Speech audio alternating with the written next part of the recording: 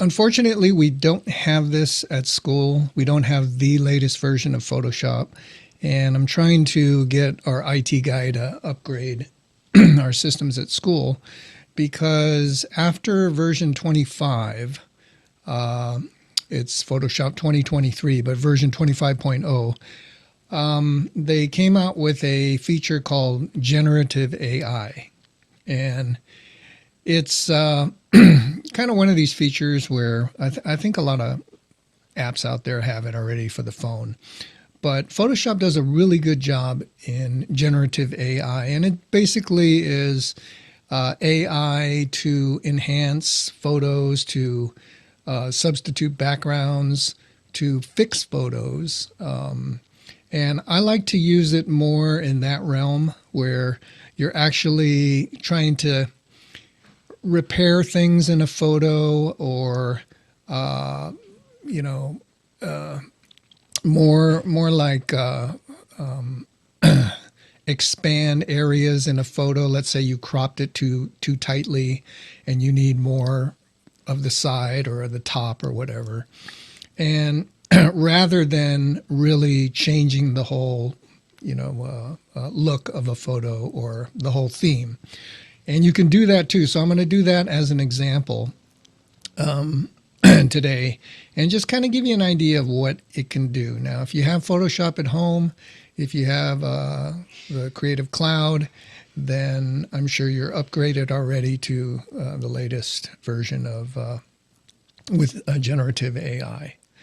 And from what I understand, can you only have so many attempts at it, and then it kind of shuts it off, and then I think you have to buy kind of like more credits to do it. And I'm not sure what the amount is, but you can look that up. And they're just starting to do that. And it's kind of one of those things where they're going to charge you for everything. You're going to have a upgraded plan to get more generative AI attempts and so forth. But for now, it looks like it's 250 or something. And so anyway, okay. Let me just go share my screen and we'll get right to this.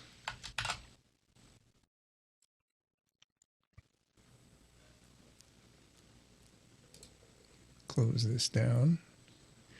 And yes, obviously, because of the weather today, we are online. We received and I don't know if you received an email from Valley about, the conditions in San Bernardino. They didn't say that they were going to close the campus, but they did they did notify faculty to kind of work with your students. And so I thought this might be the best approach today instead of all of us driving to campus and, dealing with the road conditions and so forth. And it's been raining out here. I live out in Rancho Cucamonga, so it's been raining nonstop since last night. Okay, so let me go into Photoshop. And I'm just going to launch Photoshop here.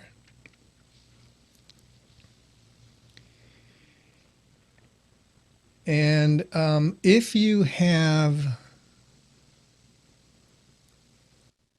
Photoshop on your computer and any Adobe program, if you want to know what the latest version of that program is, you just simply go up here to where it says Adobe Photoshop and then just About Photoshop here.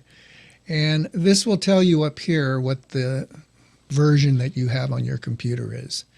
And right now I have 25.4, which is the latest and greatest version of Photoshop. Actually, I have my Photoshop on automatic update. So anytime they come up with an update, it will automatically do that. And I have it set for 2 o'clock in the morning. So it doesn't automatically start doing it while I'm working.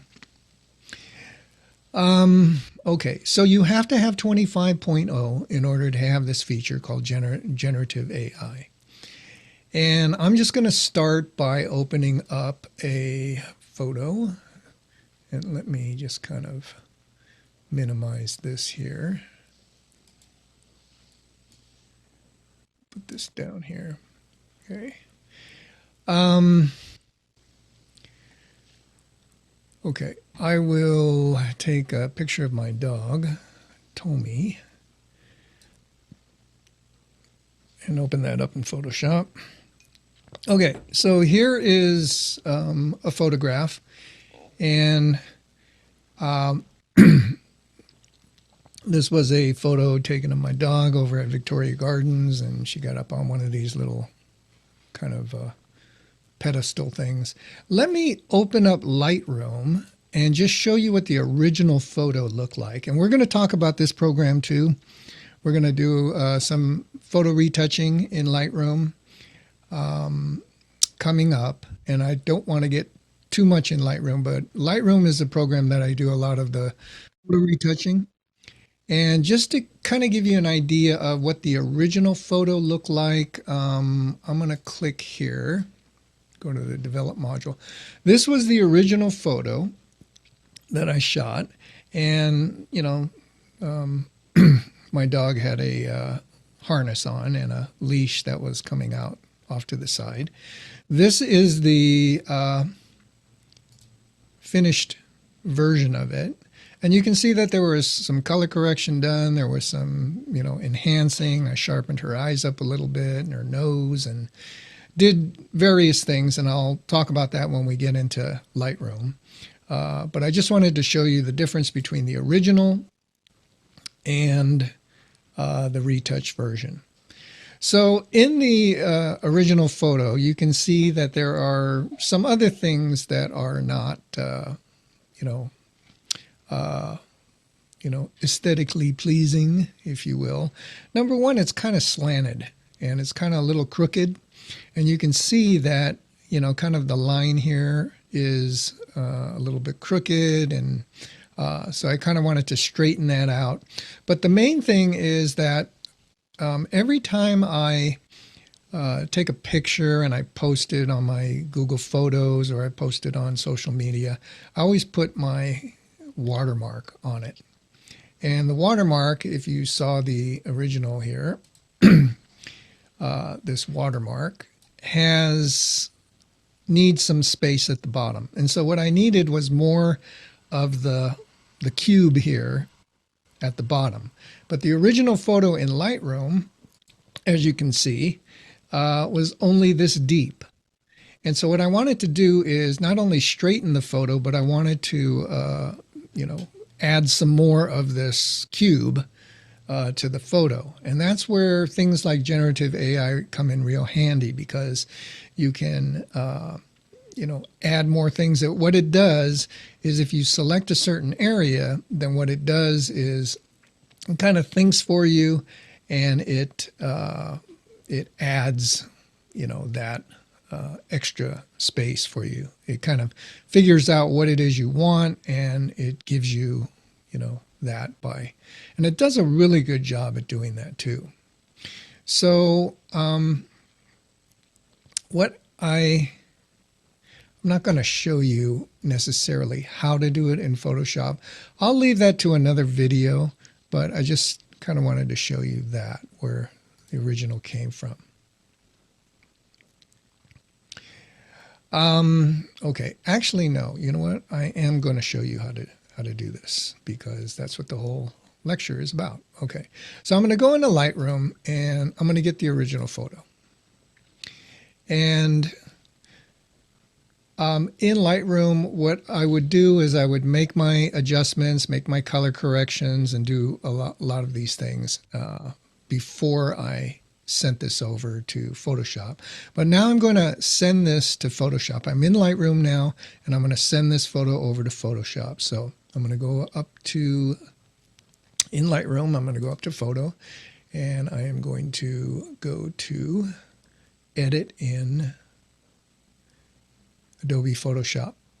Okay, so I'll click on that. And what that's going to do is it's going to take this photo and send it over to Photoshop.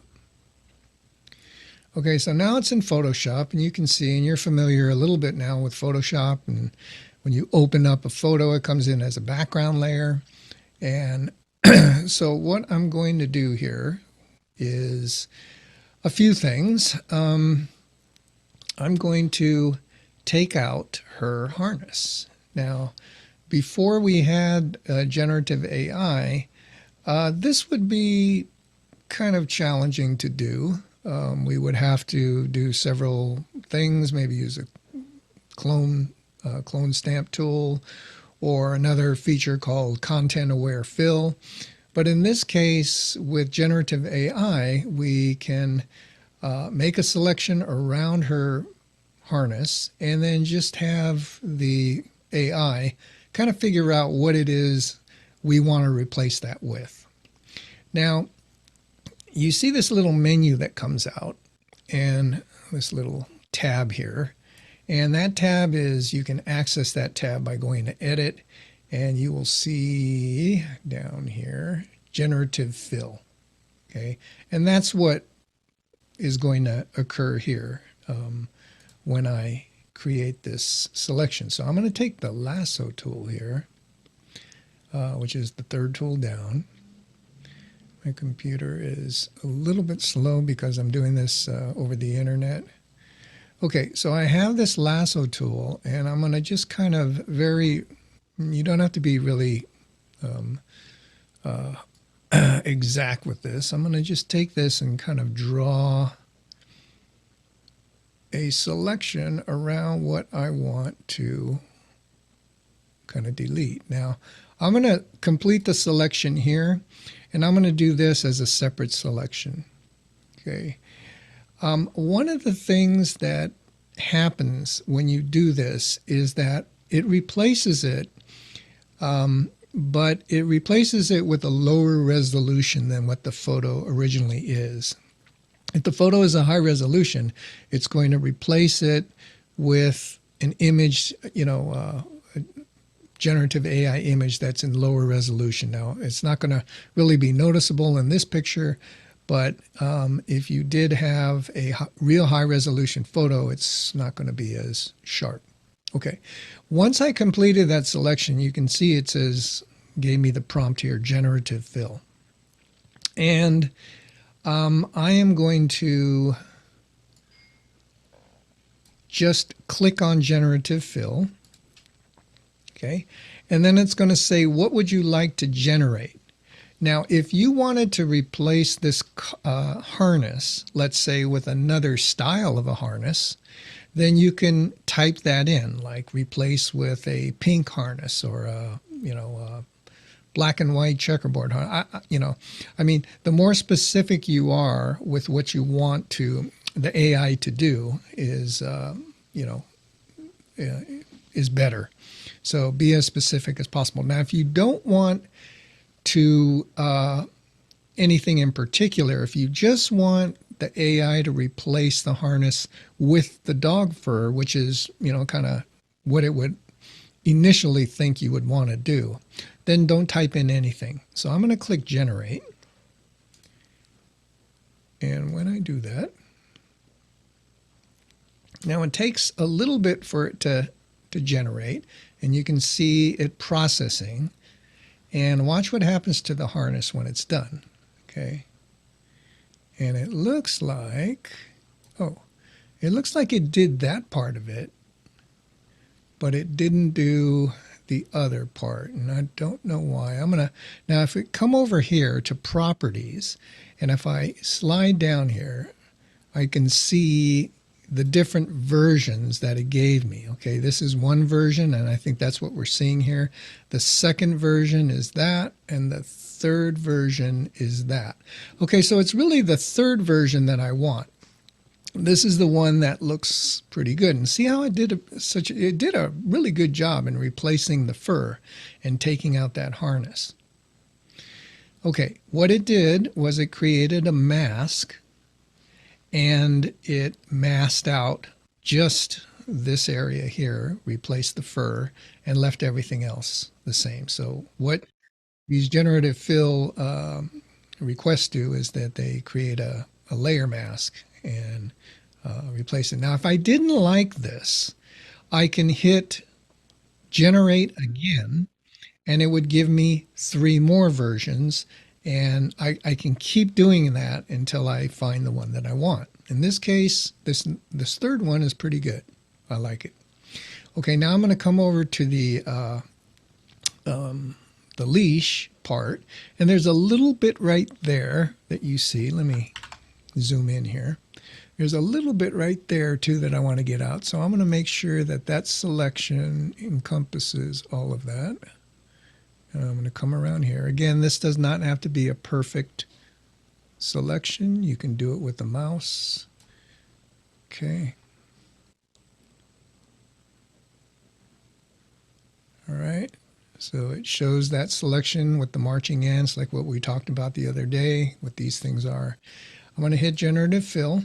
I'm not going to type anything in here. I'm just going to type generate. And you can see it working on it.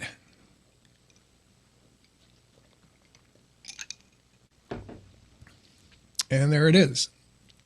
Okay, so it did a pretty good job in doing that. And this is where, again, the generative AI really is works well. And you're not really changing the photo. You're not kind of faking someone out. And, you know, all you're doing is trying to eliminate, you know, some unwanted things. Okay, so that's done. Okay, and that, for the most part, is looking pretty good. Now, what I also want to do is I want to add some more cube at the bottom here. So I'm going to, in that case, what I have to do is I have to increase the actual photograph depth. I have to get more what we call, you know, canvas size. When you open up a photo in Photoshop, it's referred to as the canvas. So in order to add more canvas space to the bottom of this, I'm going to go up here to image. Actually, I'm going to go to my background layer. Click on my background layer.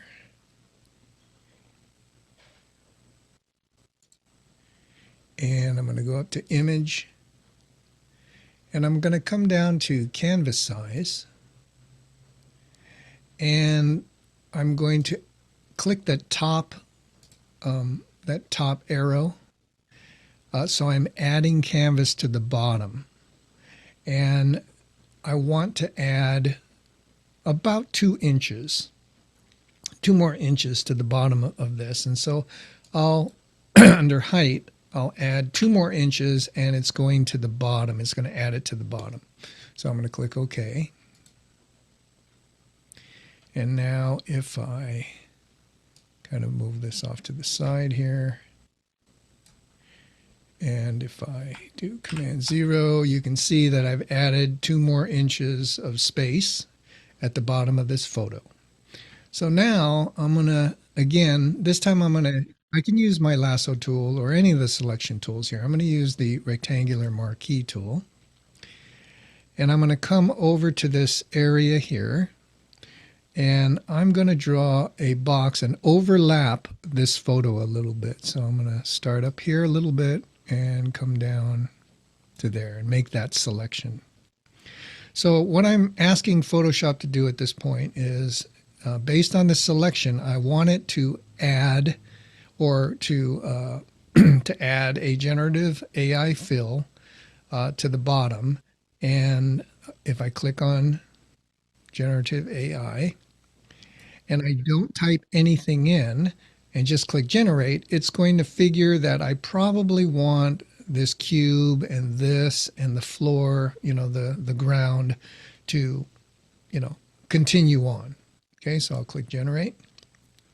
Again, it's processing, and it's using its artificial intelligence to kind of think what it is you want. And this is a tremendous feature. Okay, so there it is. And if I move this away, you can see that it did a pretty good job in figuring out what I wanted. It matched all this area. Now again, I can come over here to properties, and I can see the 3 different versions that it gave me. Okay, here's another version. Okay, and if I look at this version, you notice the pattern here. I don't know if you can see that in Zoom, through Zoom, but I can still see a line that's going across here. So if I click this version, it seems like it's a little more seamless here. Okay, it did add something here, but that's believable. And then if I click the third solution, it did that. Okay, and actually that one, I don't know. Anyway, I'll go with this. I'll go with this last one. I think I like that one the most. Okay, so through generative AI, I was able to not only take out the harness, but also give myself a little bit more depth on the bottom of this photo. Okay, now remember, this photo originally came from Lightroom. We edited it in Photoshop.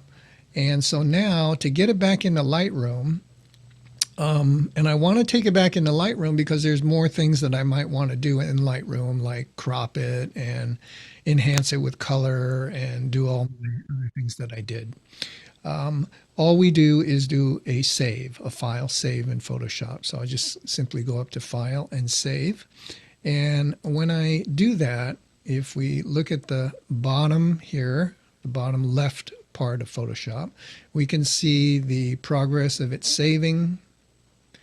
And when it saves, if I look down here in Lightroom, I have Lightroom in the background here, I can see the save version come up here in the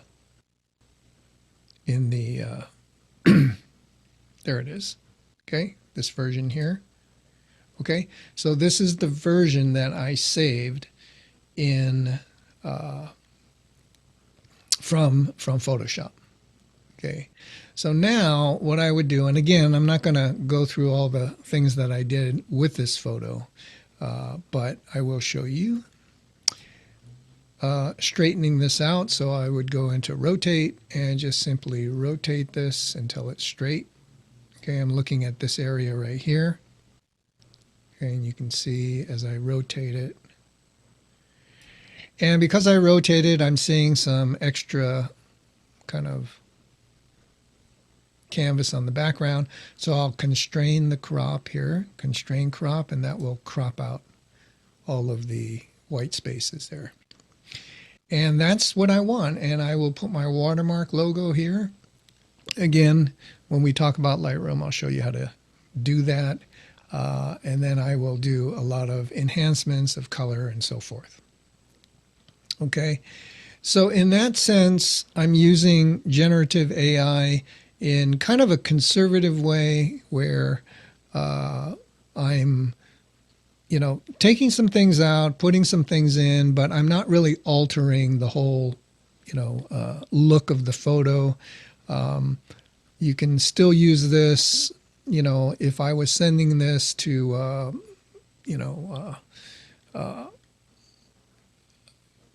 maybe to a photo, I don't know, anywhere where I'm not trying to deceive anyone by using generative AI. Okay, but you can. You can certainly do that. And so the next example will be, how do we just totally change the background of this photo? And I'm going to, again, this time, I'm going to go back to Photoshop. Okay. So we did these things in Photoshop, but now let's do something that's, really different. Okay, let's say I want a photograph of my dog on a Hawaiian beach, okay, like a beach scene. And this is where sometimes, for the most part, it works, but sometimes you get some kind of wonky, suggestions from Photoshop. The generative AI doesn't do exactly what you might want. But in this case, what I'm going to do is I'm going to go to the background here, And I'm going to select the subject. Okay, select subject. And when I click on that, you see how it selected the subject here. Okay. Now, what it did was it kind of selected this area here. So you know what? Let me go back and let me not use this particular photo. Let me use this photo here. Because we already have some generative AI layers here. So let's use this one. And we're going to select the subject here. Okay, so it does a better job here. It automatically selected what it thinks is the subject. And I have to say that over the years of Photoshop, selecting a subject has been the topic of, many different techniques and, battles of selection, and this still might not be the best way to select every single hair on the outer perimeter here. You can see where it kind of missed hairs here, and there are more accurate ways to do that, but for the most part now it's a one-click type thing where you select the subject, it kind of figures out what it is your subject is going to be, and it makes a marching ant selection around it. Okay, so I selected the subject, and now I'm going to use generative fill in a much more kind of creative way. So I'm going to click on generative fill, and this time I'm going to type in Hawaiian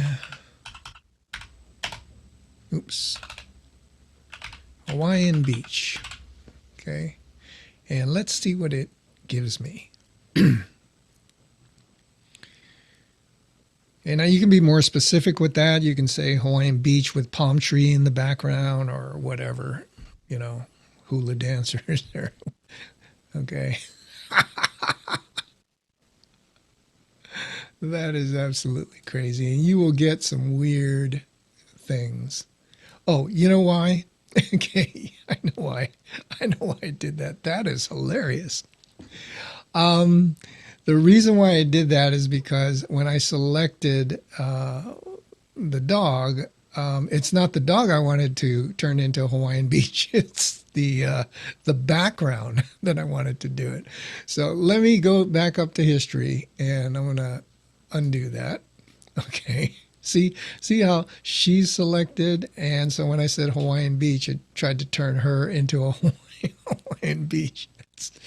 Okay, so this time after she's selected, what I'm going to do here is I'm going to go to invert selection, which means that I'm selecting everything but her.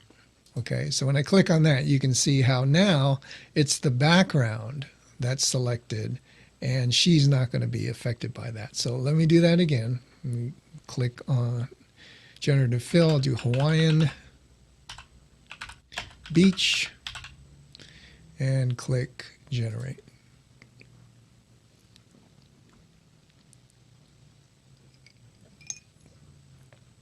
Okay. Now it always gives you 3 suggestions. Okay, so there it is. And I think that, the kind of cool thing about this is that, notice the indentations in the sand. Okay, I mean, that's how smart this is. And it's that really kind of makes things look even more realistic. If I come over to the right here under properties, generative layer, and kind of scroll down, it'll show me the 3 different versions that it wants to give me. So here's another version. And it's, oh, look at this. It's like giving me dog prints in the sand as if she was walking around here. That one or that one, and the last one is this one here. Okay. Now I had already done some,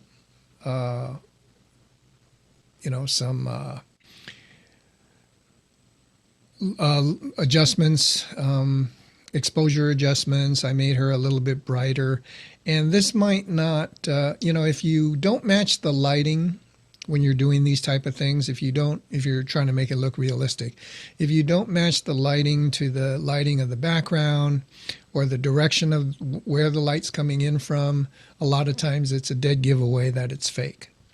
So you have to kind of really scrutinize what it is you're putting in what, environment, and what the lighting conditions are and so forth, and the exposure. Because if your background is too dark and your foreground, your subject is too light, then it looks funny, and vice versa. So in this case, I would probably tone her down a little bit just to make it look a little more believable. But these are the three kind of Hawaiian beach scenes that I would have to choose from. I kind of like that one personally. And at that point, I would, again, do a quick save, Command S, and, oops.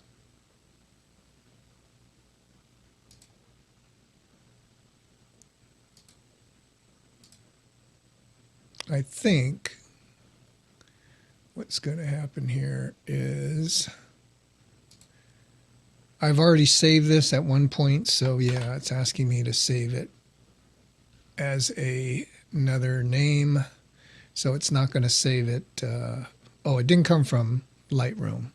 It didn't originally come from Lightroom, so it's not going to save it back into Lightroom. But anyway, I already made the adjustments in Lightroom, so I don't need to necessarily send it back there.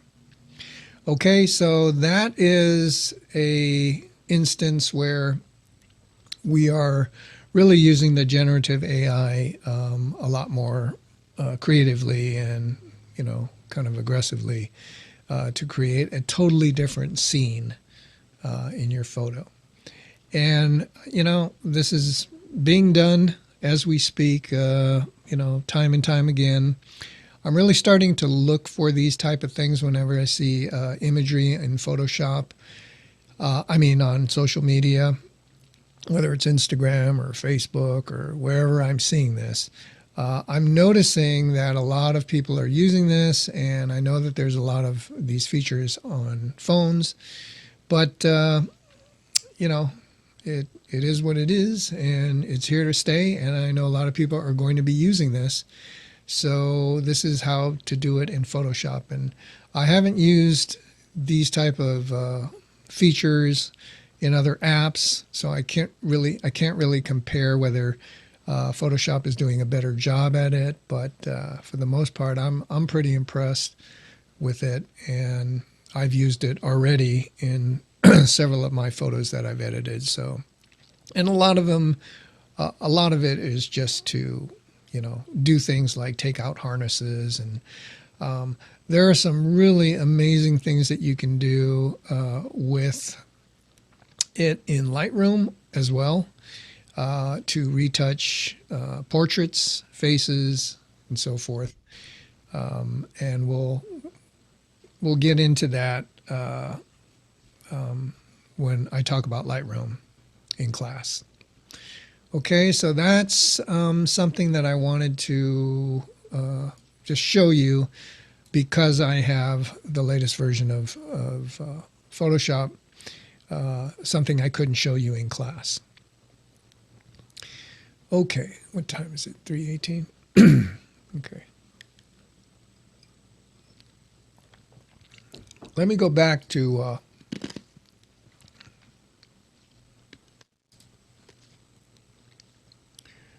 our assignments. And we are, I know many of you finished up the Photoshop version of the Brown Bear assignment.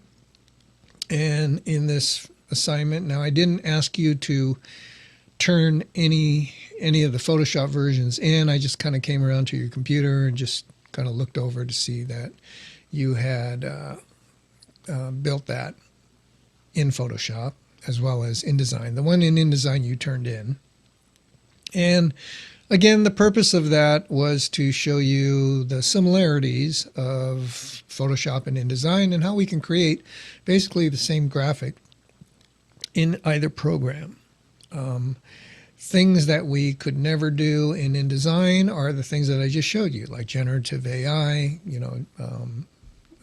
using layer masks and eliminating things, adding things, and so forth.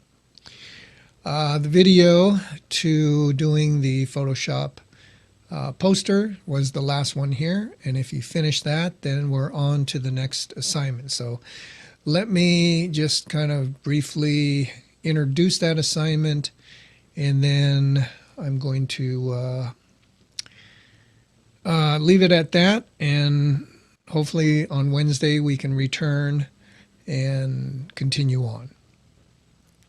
Okay, so the next assignment, and I have not posted this yet, but the next assignment is going to be this assignment called the San Diego Zoo Billboard Assignment.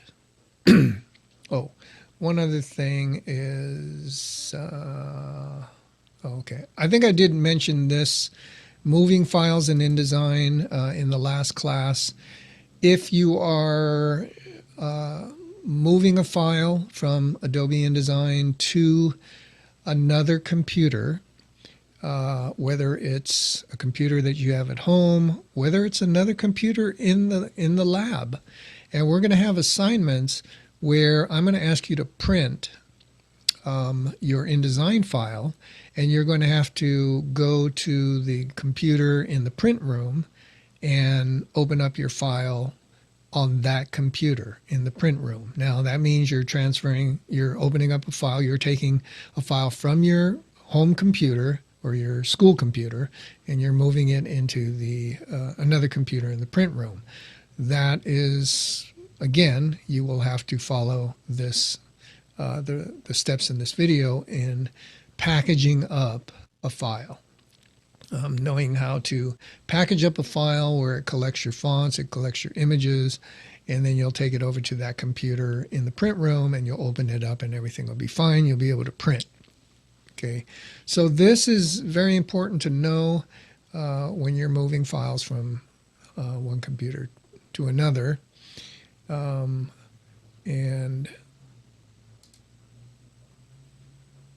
so all of you will be doing that soon.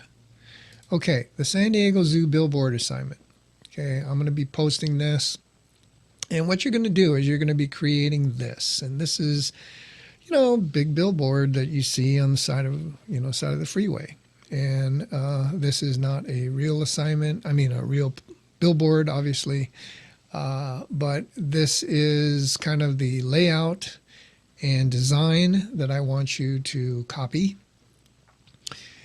And it's going to involve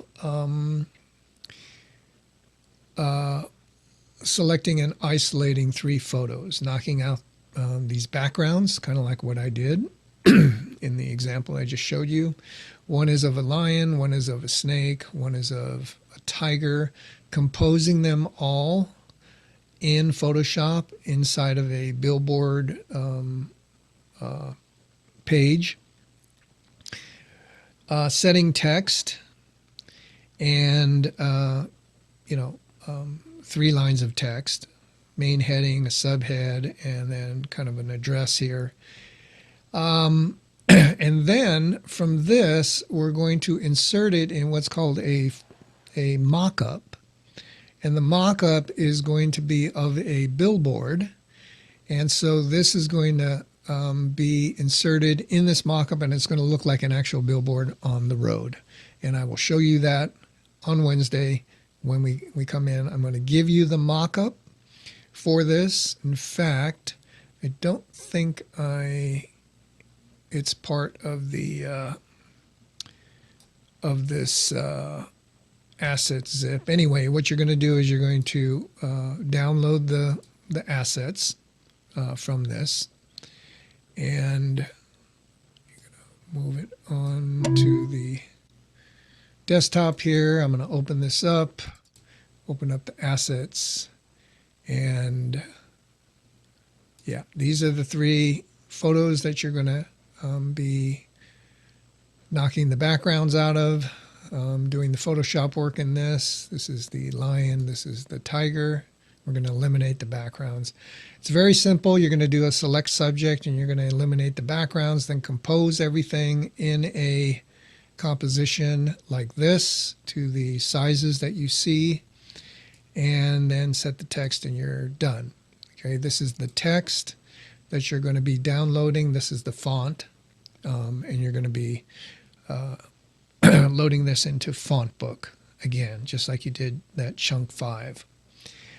After you compose this, then you're going to insert it in a mock-up. And I think that is the next assignment here. Actually, no. I will explain that in class, how you're going to do that. I will send you the mock-up, and you'll be able to do that. And it's really cool. I think you're really going to like that because it's going to make this graphic that you create in Photoshop. It's going to make the graphic look like an actual billboard. Okay, and then there is also a step-by-step video on how to create all of this. So that'll be the next thing that we deal with.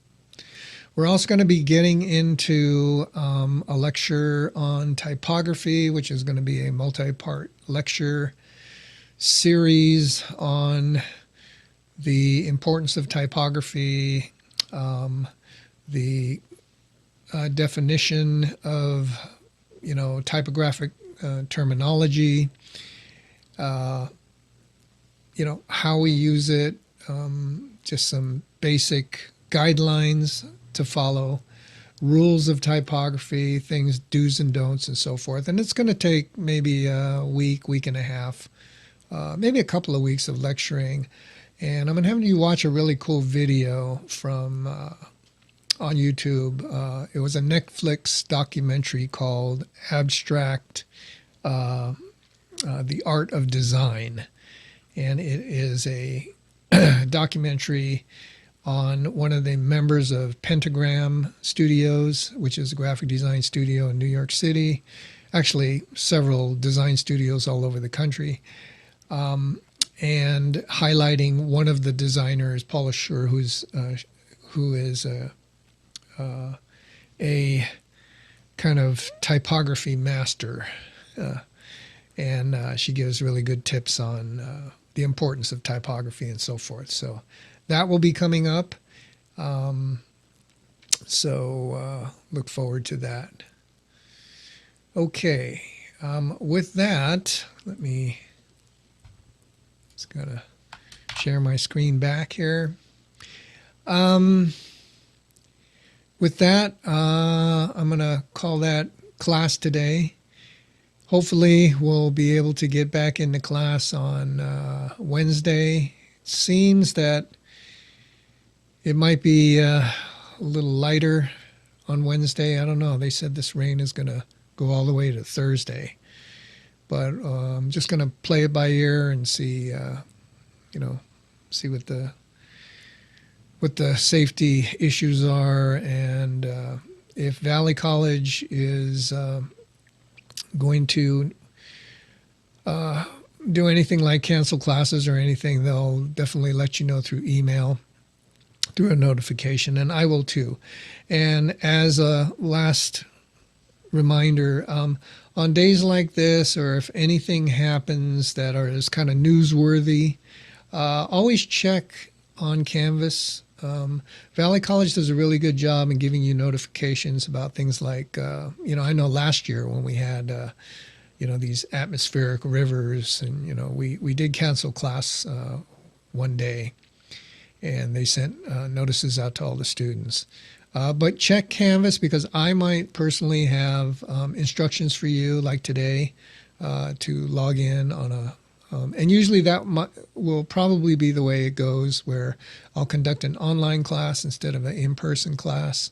But it's going to be up to you to check your Canvas to make sure that you're, aware. And hopefully there weren't any students outside of the classroom today in the rain waiting for class to, I wasn't able to put a note on the door to notify you guys, and hopefully that didn't happen. But anyway, check Canvas on Wednesday morning, and I'll let you know what's going to happen then. Okay, does anybody have any questions about anything? Okay, not hearing anybody. Nope, no questions. Okay, I guess not. All right. Okay. Um, okay, then I will hopefully see you again, you guys again on Wednesday, and we'll carry on with more fun and games. Okay, so I'm going to end this meeting. I will see you guys on Wednesday. Take care.